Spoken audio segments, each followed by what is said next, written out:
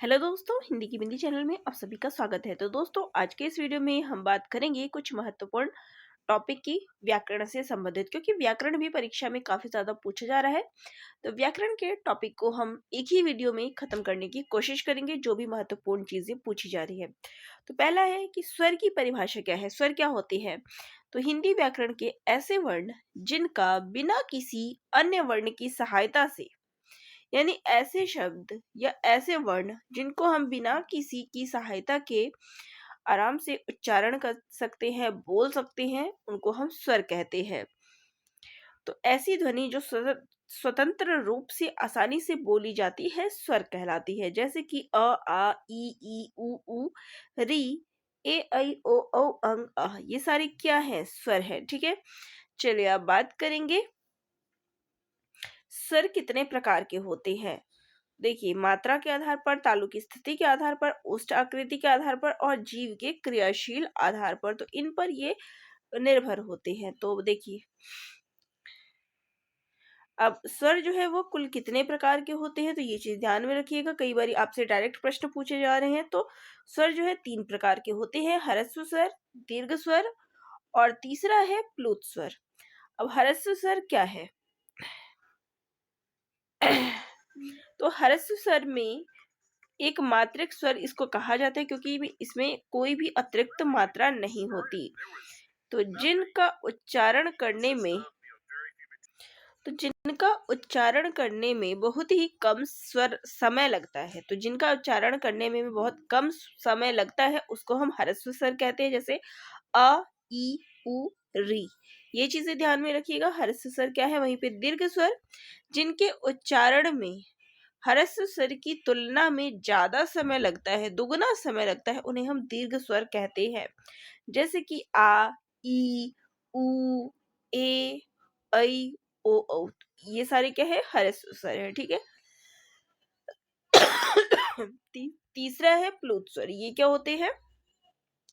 जिन स्वरों को बिना रुके आसानी से उच्चारित किया जाता है, ऐसे स्वरों को हम प्लुत स्वर कहते हैं। जैसे कि आ, ई, उ, ए, ऐ, ओ, औ, ये सारे क्या है, प्लुत स्वर है। इनकी संख्या जो है 8 होती है। ठीक है, मेन यही था। अब नेक्स्ट आ जाता है कि संवृत्त क्या होते हैं, अर्ध संवृत्त क्या होते हैं। चलिए इन सब के बारे में।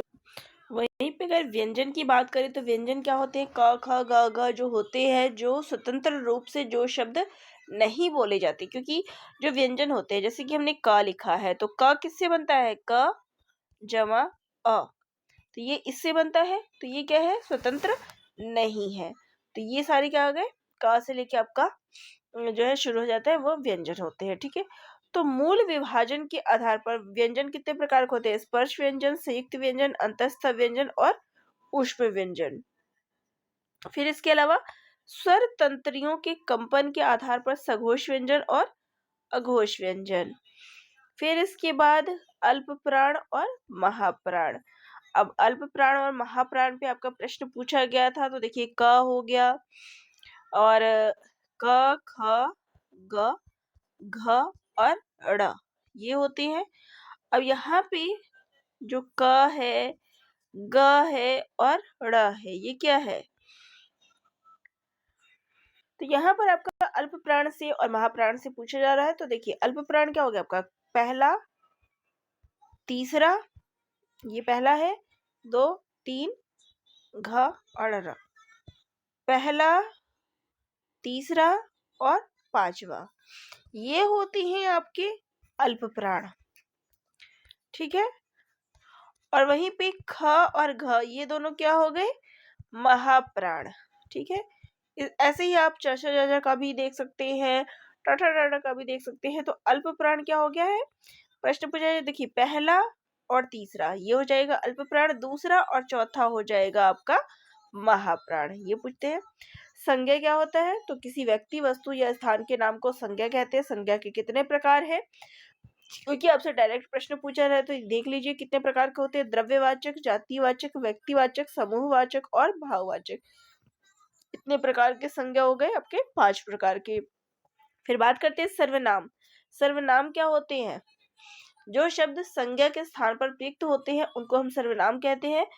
ये कितने प्रकार के हैं? 6 प्रकार के हैं। पुरुषवाचक, निश्चयवाचक, निजवाचक, प्रश्नवाचक, अनिश्चयवाचक और संबंधवाचक। अभी पूछा गया था कि कितने प्रकार है, तो ये कुल 6 प्रकार के होते हैं। ठीक है, नेक्स्ट है विशेषण। अब विशेषण क्या होते हैं? जो किसी की विशेषता बताते हैं। ठीक है, परिमाणवाचक, संख्यावाचक, गुणवाचक, सार्वनामिक विशेषण, संबंधवाचक, व्यक्तिवाचक, प्रश्नवाचक और तुलना बोधक विशेषण। तो ये कुल कितने प्रकार के हो गए? 8 प्रकार के हो गए हैं। और नाम ध्यान में रखिएगा कि कौन कौन से, जैसे आपको उदाहरण में पूछा गया था, अभी हाल ही का जो पेपर गया था उसमें आप देख सकते हैं कि उसमें ऑप्शन में दे दिया गया था कि परिमाणवाचक, संख्यावाचक, गुणवाचक और सर्वनाम दे दिया था, यानी सार्वनामिक। इसमें से कौन सा जो है इसके अंतर्गत नहीं आता, तो आप ये नाम याद रख लीजिए कि इसके अंतर्गत कौन सा आता है। ठीक है, नेक्स्ट है क्रिया। क्रिया क्या होती है? किसी काम को करने या होने को हम क्रिया कहते हैं।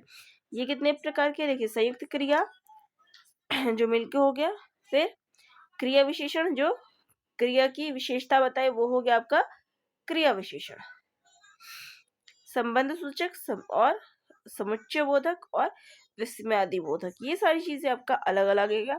संयुक्त यानी दो को जोड़ना, क्रिया क्रिया की जो विशेषता बताए वो हो गया संबंध सूचक जो किसी की संबंध के बारे में बताता हो, विस्मयादि बोधक आपका आश्चर्य हो गई। तो यही सब है इसके पार्ट्स। अब वाक्य के आधार पर पूछते हैं कि वाक्य के आधार पर कौन कौन से प्रकार होते हैं। पहला होता है अर्थ के आधार पर। तो अर्थ के आधार पर वाक्य कितने प्रकार के होते हैं?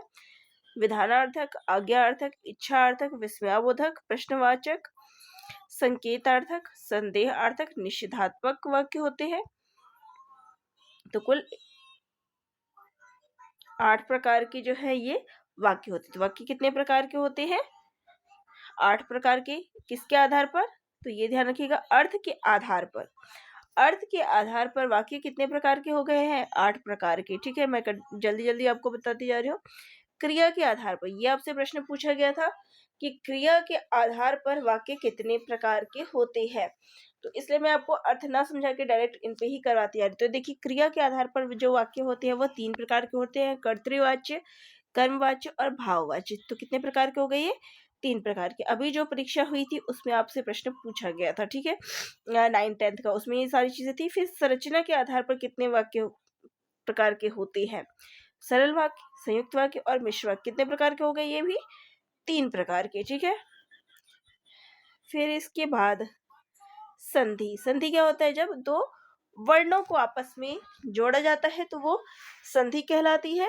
स्वर संधि, दीर्घ संधि, गुण संधि, स्वर संधि की देखिए, एक होता है स्वर्ग संधि, फिर होता है आपका स्वर संधि के कितने प्रकार होते हैं, ये चीज ध्यान में रखिए। स्वर संधि के आपको 5 प्रकार देखने को मिलते हैं, दीर्घ संधि, गुण संधि, यण संधि, अयादि संधि और वृद्धि संधि।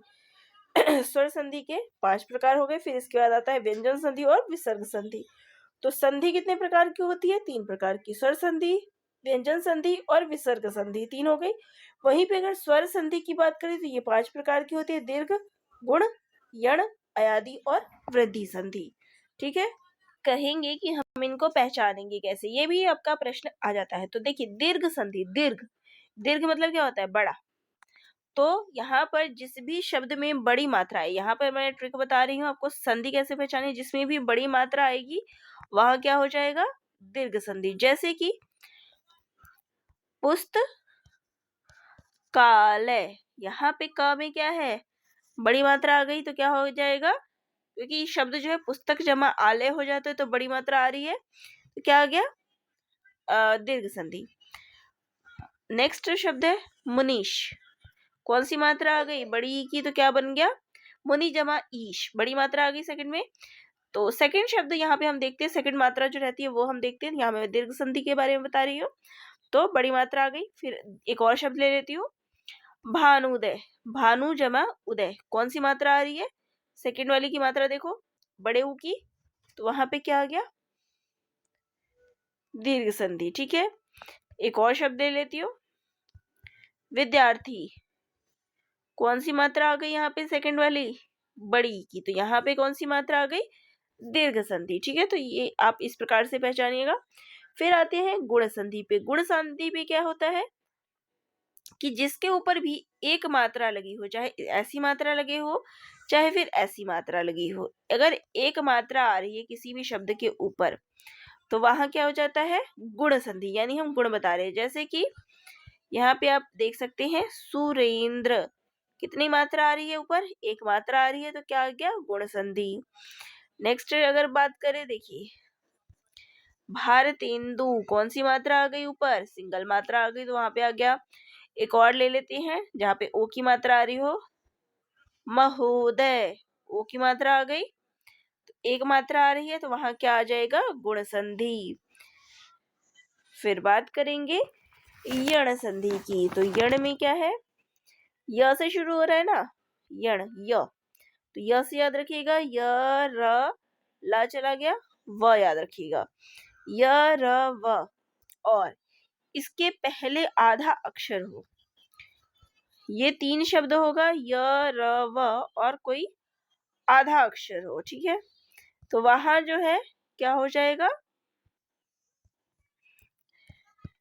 यण संधि। य से स्टार्ट हो रहा है तो याद रखिएगा जिसमें य र व हो और कोई आधा अक्षर हो इससे पहले, य से पहले। जैसे कि एक उदाहरण लेते हैं, पर्यावरण, ठीक है, अब ये जो र ऊपर लगा है क्या है, आधा है, आ गया आधा अक्षर, और शब्द क्या है, य आ गया, तो आ गया हमारा यहाँ पे यण संधि, ठीक है। फिर एक और अक्षर ले लेते हैं, स्वागत, स क्या है, आधा अक्षर है, और उसके बाद क्या आ रहा है, व आ रहा है, तो यहाँ पे क्या आ गया, यण संधि। नेक्स्ट एक और उदाहरण ले लेते हैं, अन्वय, तो क्या है ये, आधा आ गया और इसके बाद क्या आ गया, व आ गया। एक और उदाहरण ले लूं तो यहाँ पे आप देख सकते हैं, जैसे कि हम लिखते हैं इत्यादि, यहाँ पे क्या है, आधा आ गया और इसके बाद क्या आ गया, य आ गया, तो क्या आ गया यहाँ पे, यण संधि। अब बात करेंगे अयादि संधि की। अयादि संधि कैसे पहचानेंगे, तो शब्द में अगर ये अयादि की बात हो रही है, ए हो, ऐ हो, ओ हो,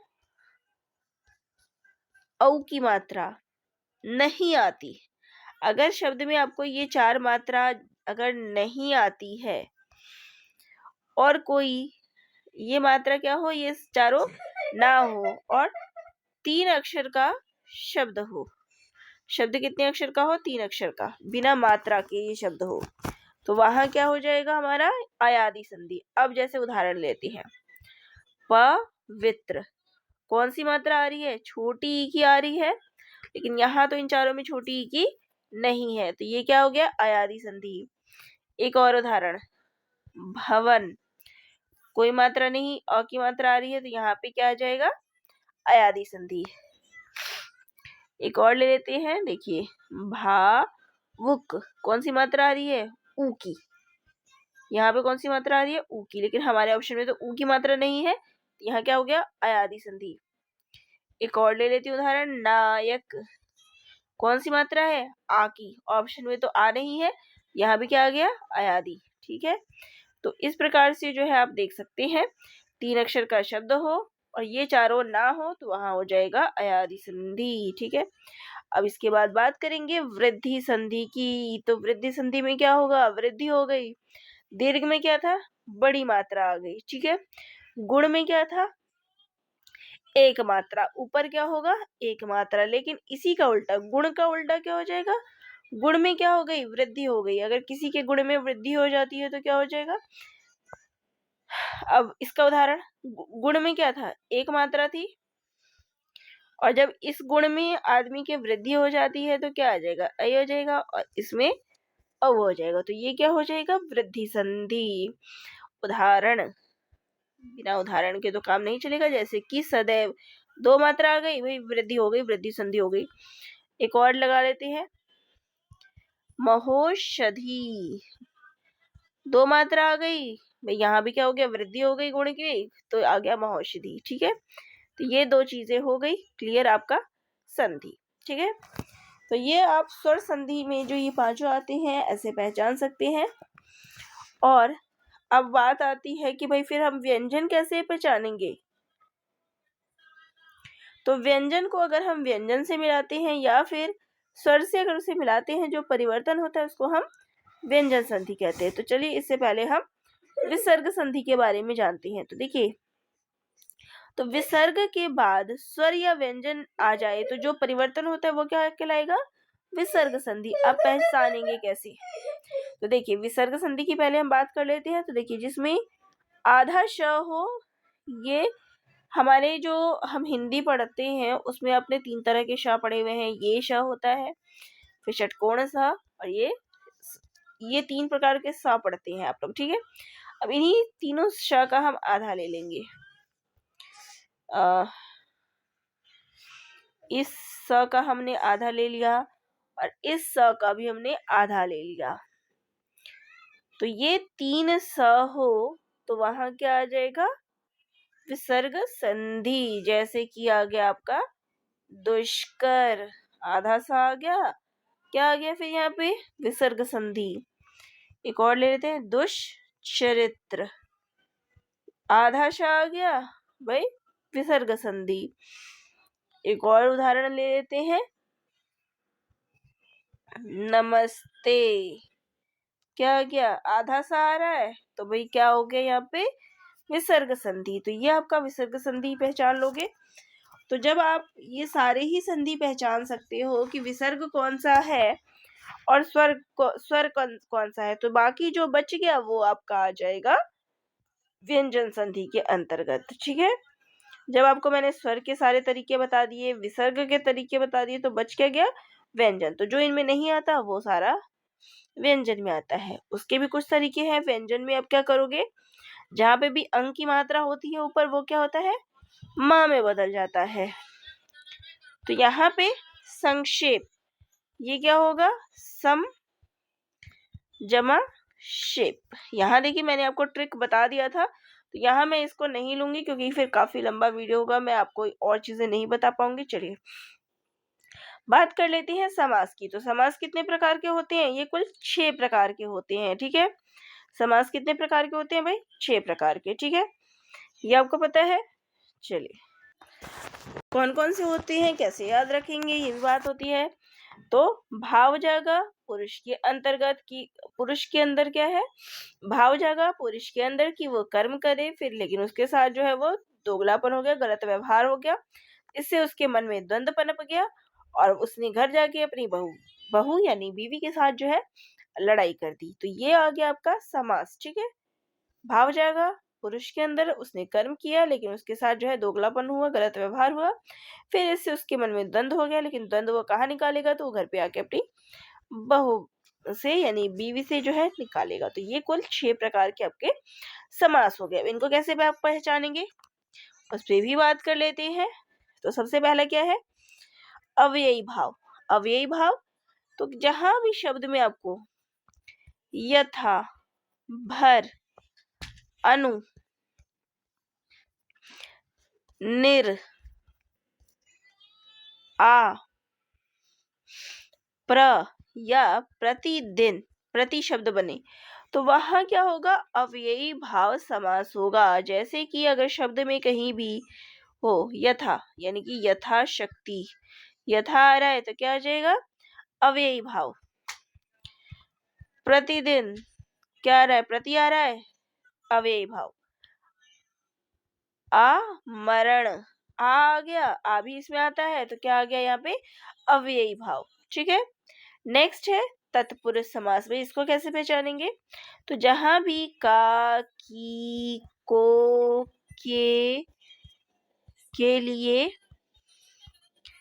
में, पर, से, यानी कि जो कारक होते हैं वो जहां पर भी आपको दिखे वहां क्या आ जाएगा? तत्पुरुष समास। जैसे कि देशभक्ति, देश के लिए भक्ति, राजपुत्र, राजा का पुत्र, राजमहल, राजा का महल, ठीक है।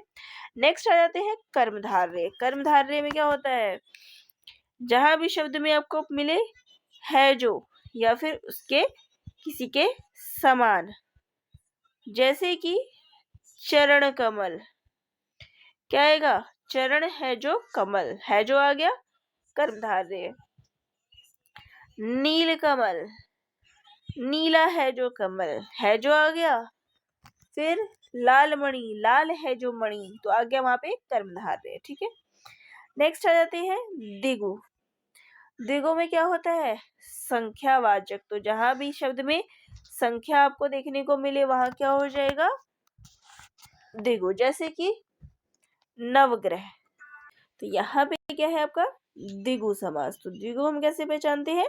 जिसमें भी संख्या आ जाती है वो हो जाता है द्विगु समास। नवग्रह, त्रिभुज, त्रिवेणी, संख्या आ रही है तो वहां क्या हमारा?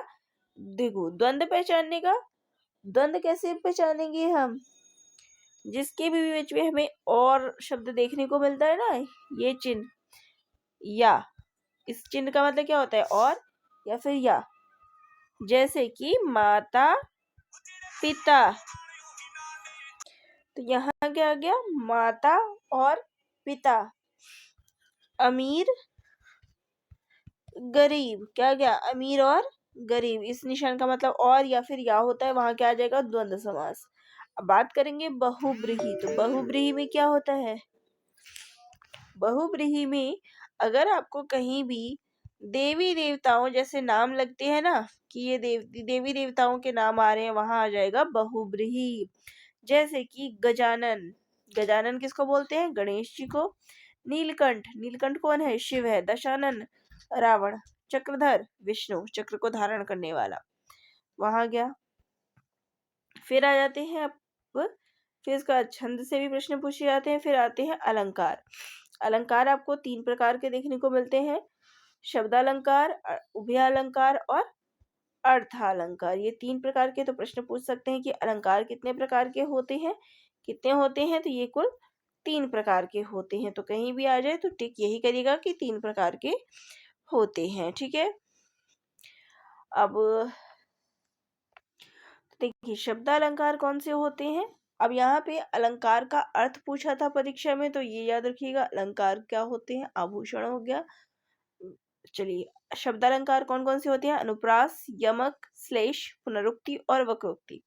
ये इतने प्रकार के जो है शब्दालंकार के अंतर्गत आते हैं। ये ध्यान रखिएगा, पूछ सकते हैं शब्दालंकार के कितने भेद हैं। चलिए नेक्स्ट है अनुप्रास क्या होते हैं।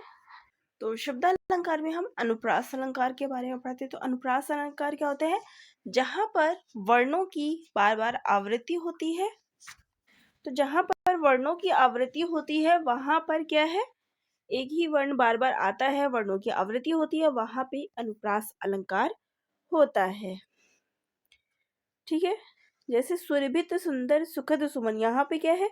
स्वर्ण की आवृत्ति हो रही है। फिर बात कर लेते हैं यमक अलंकार की। तो जब किसी शब्द में, जब किसी काव्य में या पंक्ति में हम कहें कि शब्द की तो आवृत्ति होती है लेकिन उनके अर्थ क्या है? अलग अलग होते हैं, तो वहां पे हमारा यमक अलंकार होता है। जैसे कि कनक कनकते सौगुनी मादकता अधिकाय। यहाँ पे कनक शब्द 2 बार रिपीट हुए हैं लेकिन उनके अर्थ क्या है? अलग अलग हैं। पहले का कनक का अर्थ है सोना और दूसरे कनक का अर्थ है धतूरा। चलिए अब बात करेंगे श्लेष अलंकार की।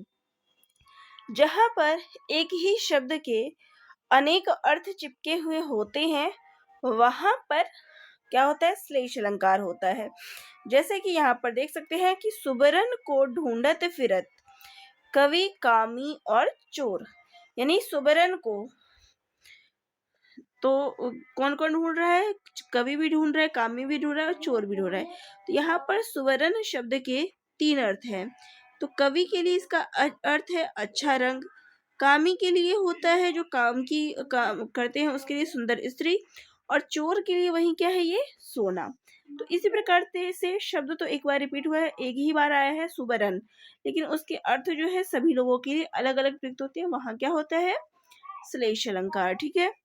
फिर बात करेंगे पुनरुक्ति अलंकार की। तो यहाँ पे पुनरुक्ति शब्द क्या है? 2 शब्दों से पुनः और उक्ति से मिलकर बना है। तो पुनः का मतलब होता है कि फिर से या दोबारा, और अर्थ होता है कि उसकी दोबारा से रिपीट हो। जैसे कि मधुर मधुर मेरे दीपक जल।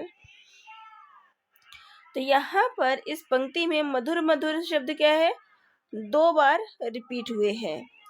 तो यहाँ पे अपनी इच्छा व्यक्त करते हुए जो है वो मधुरता की जो है विशेषता बता रही है। 2 बार रिपीट हुए हैं शब्द, तो यहाँ क्या हो गया, पुनरुक्ति प्रकाश। फिर वक्रोक्ति क्या है, तो हर एक के लिए जब अलग अलग जिसके अर्थ हो, तो यानी कि इस शब्द में क्या है, अर्थ की विषय की कोई ऐसा शब्द जिसका हर व्यक्ति के लिए अलग अलग नजरिया हो, अलग अलग व्यक्तियों के लिए उसकी पहचान अलग अलग हो, तो वहां पे वक्रोक्ति अलंकार होता है। मैं सुकुमारी नाथ बन जोगी, तुम्ही उचित तप मो कहाँ भोगी। ठीक, चलिए इसके बाद बात करेंगे अर्थालंकार की। तो अर्थालंकार क्या है, जहाँ पे अर्थ की ओर विशेषता दी जाती है। तो देखिए, उपमा, रूपक, उत्प्रेक्षा, दृष्टांत, संदेह और अतिशयोक्ति, ये सभी आते हैं अर्थालंकार के अंतर्गत। तो पहले तो आप इनके नाम ध्यान में रख ले कि कितने प्रकार की ये होती हैं।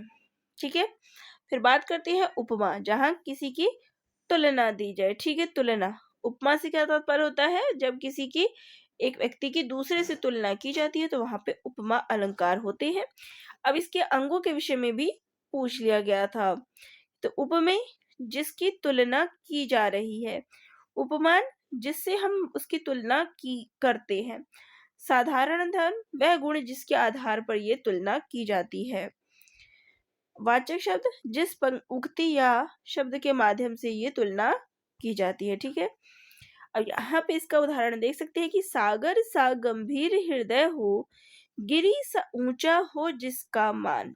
अब यहाँ पे उपमा किसकी दी गई है, सागर सा गंभीर हृदय, तो किसी के विषय में दी गई है, जिसका मान किसी के लिए दिया गया है। तो उपमा किसकी की जा रही है, जिसका, यानी कि कोई भी अजनबी चरित्र हम कह सकते हैं। उपमान, किससे तुलना की जा रही है, सागर से और गिरी से, तो दो से तुलना की जा रही है। तो कैसा हो, पहली चीज क्या है, गंभीर, और दूसरी क्या है, ऊंचा। तो ये दो चीजें हो रही है, तो इसमें जिस शब्द से तुलना की जा रही है, जिस शब्द से, तो वो हो गया। और क्या है यहाँ पे, जैसा, कैसा हो तो ऐसा हो, तो जैसा, तो ये हो गया।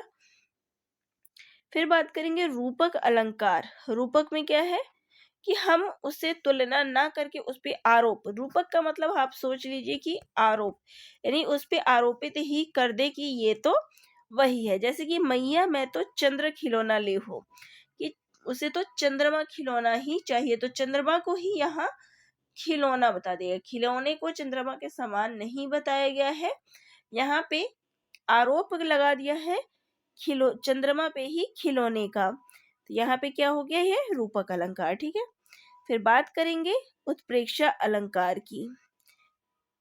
तो जब उपमेय में उपमान, यानी कि उत्प्रेक्षा से आप डायरेक्ट जिसकी संभावना को जताया जा सकता है कि यहाँ पे इस चीज की संभावना दिखाई देती है, यानी, और इसकी और पहचान क्या है उत्प्रेक्षा अलंकार की, मानो, मनु, जानो, जनु, जहां पर भी ये शब्द आ जाते हैं वहां पे आपका उत्प्रेक्षा अलंकार होता है। आपको कुछ और नहीं जानना, आपको सिर्फ ये शब्द याद रखना है, मानो, मनु, जानो, जनु, ये सब शब्द जहां भी आ जाए वहां क्या हो जाएगा, उत्प्रेक्षा अलंकार। अब यहाँ पे जैसे मानो आ गया है, तो यहाँ पे उत्प्रेक्षा हो गया। फिर बात करेंगे दृष्टांत अलंकार की। तो यहाँ पे देख सकते हैं, एक म्यान में दो तलवारें कभी नहीं रह सकती, किसी और पर प्रेम नारियां क्या पति का सह सकती है। तो यहाँ पर क्या है कि इसका उदाहरण जो है किसी एक अन्य प्रसंग मात्र से होता है, किसी अन्य का उदाहरण के रूप में जो समझाया जाता है वो आता है दृष्टांत अलंकार में।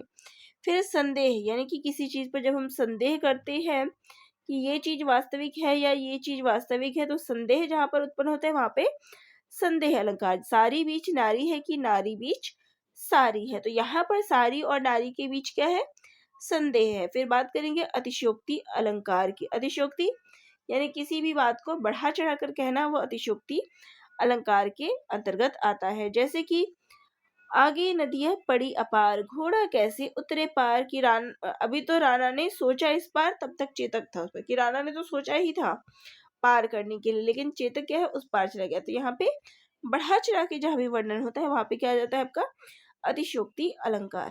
फिर इसके बाद आ जाता है रस। तो रस कितने प्रकार के होते हैं, विभत्स रस, रौद्र रस, करुण रस, अद्भुत रस, वीर रस, भयानक रस, शांत रस, श्रृंगार रस और भक्ति रस। तो कई बार पूछ लेते हैं कि इसका 9वां रस कौन सा है जो इसमें जोड़ा गया है, तो वो है भक्ति रस। ठीक है, फिर इसमें और दो कौन से जोड़े गए हैं, 9 तो है और दो अन्य कौन से जोड़े गए, तो पहले क्या था, 8 था। फिर इसमें वात्सल्य को जोड़ा गया, भक्ति रस को इसमें जोड़ा गया। और हिंदी में जो है, जब हम संस्कृत की बात कर लेते हैं तो इसमें हम 9 रसों को पढ़ते हैं, लेकिन हिंदी में हम 11 रसों के बारे में पढ़ते हैं। तो इसमें कौन सा 10वां और 11 है, तो वात्सल्य और हास्य रस में नया जोड़ा गया, वात्सल्य और भक्ति रस जो है इसमें जोड़ा गया था। ठीक है, तो ये आप 11 के 11 रस देख लीजिए कि कौन से रस है, कितने रस है, 11 रस है। ठीक है, 9वां और 10वां रस कौन सा है, ये भी परीक्षा में पूछा जाता है। फिर है देखिए, कारक कितने प्रकार के होते हैं, तो कारक कितने प्रकार के होते हैं, 8 प्रकार के होते हैं। कौन से हैं, कर्ता, कर्म, करण, संप्रदान, अपादान, संबंध, अधिकरण, संबोधन।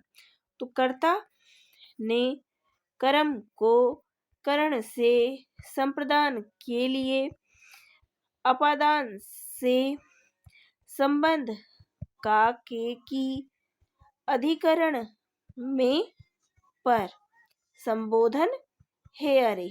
ठीक है, तो ये हम कारक के अंतर्गत पढ़ते हैं और किसके अंतर्गत क्या है, तो ये भी चीजें पूछी जाती है। तो चलिए यही था व्याकरण से संबंधित महत्वपूर्ण विषय जिन पर परीक्षा में प्रश्न पूछे जाते हैं। तो आप सभी को ये वीडियो कैसा लगा कमेंट करके जरूर बताइएगा, और चैनल पे नए हैं तो लाइक शेयर और सब्सक्राइब भी करिएगा। धन्यवाद।